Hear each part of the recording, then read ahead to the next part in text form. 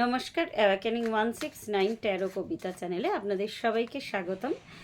আমি কবিতা এখন চলে এসেছি একটা নতুন রিডিং নিয়ে। 2-3 দিন গ্যাপের পরে আগের ভিডিওটায় বেশ ভালো রেসপন্স এসেছে। তো আজকের বিষয়টা এটা আমার কাছে আমার এই চ্যানেলে যে কজন আমার সাথে যুক্ত তাদের মধ্যে কয়েকজন বেশ জানতে চায় আর কি, যারা নো কন্ট্যাক্টে আছে আর কি, যে আমার এক ভাই আছে বাংলাদেশ থেকে, আমার সাথে বেশ ভালো মতোই কন্ট্যাক্ট করে আর কি। তো যাই হোক, সে জানতে চাই যে দিদি দেখুন ওর এখন ওর জীবনে কি চলছে না চলছে এরম আর কি। তো যাই হোক, আমি নামটা নিচ্ছি না, বুঝতে পারছে সে নিশ্চয়ই আমার ভিডিওটা দেখলে, যে সব ভিডিওই ও আমার দেখে কমেন্টও করে। বাচ্চা ছেলে, সম্ভবত হায়ার স্কুলে পড়ে আর কি। তো যাই হোক, তো আজকে দেখা যাক, এটা এনার্জি চেকিং আর কি, যাদের সাথে যারা যারা নো কন্ট্যাক্টে আছেন তাদের ক্ষেত্রে। যদিও জেনারেল রিডিং 70-80% মানুষের সাথে কিন্তু বা এনার্জির সাথে কিন্তু এটা ম্যাচ করে। আর আপনারা জানেন এতদিন যারা যারা ট্যারো চ্যানেলের সাথে যুক্ত, যে এনার্জি কিন্তু চেঞ্জ হয়। তো ডিভাইনের গাইডেন্সে, অ্যাঞ্জেল গাইডেন্সে আমি দেখে নিই যে যার কথা ভেবে এই রিডিংটা দেখবেন, সেটা যেই হোক না কেন, নো কন্ট্যাক্টে আছেন, তো সে তার জীবনে এখন আপাতত কি ফ্রেশ চলছে বা কেমন আছে। তো কার্ড এসে গেছে এখানে, আমার বটম অফ দ্য ডেক এসেছে 10 of cups, queen of pentacles, top card এসেছে। তো বাকি কার্ডগুলো দেখে আমি বিচার করি আর কি, কী চলছে না চলছে তার জীবনে। তো আমার কাছে বাকি যে কার্ডগুলো এসেছে সেটা হচ্ছে গিয়ে 10 of swords, 5 of swords.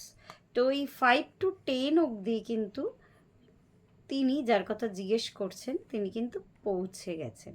5 to 10 অবধি মানে এখানে 5 অফ সোর্স আর কি, বোঝাই যাচ্ছে যে এখানে এই পিকচারটা দেখলেই মোটামুটি আপনারা ব্যাপারটা ধরতে পারবেন, যে মানে অস্ত্র ফেলে বা যুদ্ধক্ষেত্র ফেলে যে চলে যায়।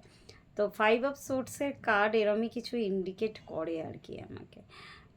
যারা যুদ্ধটা বা ওয়ারটা বা জীবন যুদ্ধ, এখানে তো আর সত্যি সত্যি যুদ্ধ না, বা যারা সিচুয়েশনের মোকাবিলা করতে পারেনি, কোনোভাবে ভয় পেয়েছে, বা যারা ফিল্ড ছেড়ে যারা চলে গেছে, তো তাদের কিন্তু মানে সেই ফেসটা বা সেটা তো একটা তাদের ক্ষেত্র, যাদেরকে ছেড়ে গেছে তাদের ক্ষেত্রে, আর যে ছেড়ে গেছে তার ক্ষেত্রেও কিন্তু বেশ একটা হতাশাজনক ফেস থাকে, কিন্তু সেটাকে কিন্তু তারা কাটিয়ে উঠেছেন। মানে 10 অফ সোর্স মানে কিন্তু কমপ্লিশন, 10 নাম্বারটা কিন্তু কমপ্লিশনের নাম্বার। আর বটম অফ দ্য ডেকেও কিন্তু আমাদের 10 অফ কাপস এসেছে, মানে তাদের আর বাকি যে কার্ডগুলো এসেছে এখানে সেলিব্রেশন বা 3 অফ কাপসের কার্ড এসেছে। তো দেখা যাচ্ছে যে তাদের সিচুয়েশন এখন যথেষ্ট স্টেবল বা যথেষ্ট ভালো, তারা তাদের জীবনে ভালোই প্রোগ্রেস করছেন, ভালোই উন্নতি করছেন, কোনো এই ক্ষেত্রে কোনো দ্বিমতের ব্যাপার নেই। আপনি যার কথা ভাবছেন আমি তার কথাই বলছি, যে তাদের জীবনে কিন্তু সেই হতাশাজনক দুঃখজনক ফেজ কেটে গেছে, তারা বেশ সুন্দর একটা জীবন লিড করছে, আর খুব সুন্দরভাবে কিন্তু তারা তাদের জীবনে এনজয় করছে। এখানে কোনো থার্ড পার্টি সিচুয়েশন বা থার্ড পার্টি তাদের কাজ হতে পারে, বা আমি মেনলি এখানে দেখতে পাচ্ছি তাদের এখানে কোনো ব্যক্তি আর কি, তার সাথে তারা ভালোই আছেন, কোনো এখানে দ্বিমত নেই। আর মেনলি ফোকাস তাদের জীবনে খারাপ কিছুই, মানে অনেকে এটাকে মনে করেন আর কি, আমার এটা মনে হয় যে যারা ছেড়ে গেছেন তাদের জন্য কিন্তু ব্লেসিং, যাদেরকে ছেড়ে গেছেন তারা কিন্তু কখনোই দিতে পারেন না, কিন্তু আমি সবসময় বলবো তাদেরকে ব্লেসিং দিন, তাদেরকে গ্র্যাটিটিউড দিন, মনে করবেন যে কার্মিক যে টাইসটা ছিল সেটা কিন্তু কাট হয়ে গেছে।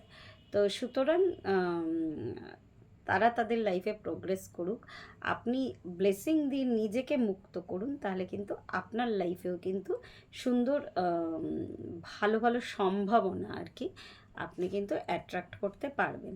তো এখানে যেটা আছে, এখানে দেখা যাচ্ছে যে এস অফ কাপস মানে নতুনভাবে জীবন শুরু হওয়া, বা যে কোনো দিক থেকে ফিন্যান্সের ব্যাপার হোক বা কোনো জব সিচুয়েশন হোক, যে কোনো সিচুয়েশনে কিন্তু তারা বেশ আনন্দের সাথে বা বেশ ফুলফিলমেন্ট জীবনে কিন্তু তাদের আছে। তার জীবনে আপাতত কোনো রিগ্রেট নেই। আর এর যেটা আমি বললাম, এই 6 অফ কাপসের কার্ড এখানে কিন্তু আমাকে একটা ভাইব্রেশন দেয়। এটা কিন্তু একটা কার্মিক রিলেশন বা কার্মিক সিচুয়েশনের একটা ভাইব্রেশন দেয় কিন্তু এই 6 অফ কাপস। তো আমি এই সব কটা কার্ড বিচার করে এটাই বলতে পারি যে টাইসটা কিন্তু বা যে বন্ধনটা ছিল সেটা কিন্তু কেটে গেছে। আচ্ছা, এবার পরবর্তী প্রশ্ন হয় যে তারা কখনো আবার আর কি ফিরে আসবে কিনা। তো আমি বলবো যে এই সব সিচুয়েশনে ফিরে না আসাটাই মঙ্গলজনক, কেন আবার একটা কার্মিক টাইস কিন্তু তৈরি হয়। আর অনেকের ক্ষেত্রে আর কি বলতে পারি যেখানে ফিরে আসার সম্ভাবনা আছে কিন্তু ভীষণ স্লো। আপাতত এখন যে সিচুয়েশন আমি দেখতে পাচ্ছি এই বছর, সামনের বছর, আমি জানি না আমার এই কথাটার মধ্যে দিয়ে কতজনের, অনেকের আর কি যাদের মনে একটু হলেও সম্ভাবনা ছিল তাদের সত্যি সত্যি একটা হতাশা লাগবে।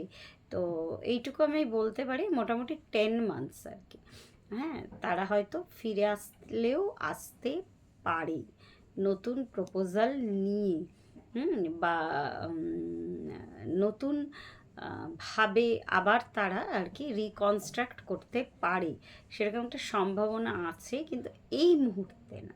সেটা কিন্তু আমি মোটামুটি 9 to 10 মান্থস কিন্তু দেখছি। আর যেই থার্ড পার্টি সিচুয়েশনে যদি কোনো পুরুষ হয় আমি দেখতে পাচ্ছি, তারা যদি ম্যারিড হন তাদের তাদের স্ত্রীদের কোনো প্রেগনেন্সির ব্যাপার আছে। আর যদি মহিলা হন সেই ক্ষেত্রেও কিন্তু।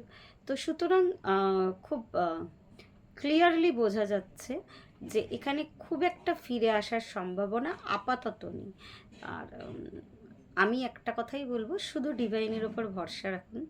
যদি কার্মিক টাইস কমপ্লিট হয়ে যান, তাকে গ্র্যাটিটিউড দিন, নিজেকে গ্র্যাটিটিউড দিন, আপনি আপনার পথে আগে চলুন।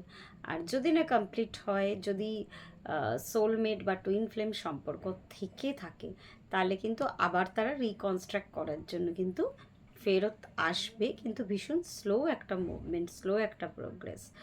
আর যারা মনে করছেন যে যারা এই ধরনের টুইন ফ্লেম সিচুয়েশনে আছেন, তারা তাদের জীবনে প্রোগ্রেস করুন, ইনার ওয়ার্ক চালিয়ে যান, পুরোটাই ডিভাইনের কাছে যখন স্যারেন্ডার করে দিয়েছেন, যারা এইরকম স্টেজে আছেন, তো তারা তাদের লাইফে কিন্তু খুশি থাকুন। এইটুকু আমি আমার অন্তর থেকেও তাদের জন্য, আমার ভেতর থেকে এই ব্লেসিংটাই এলো।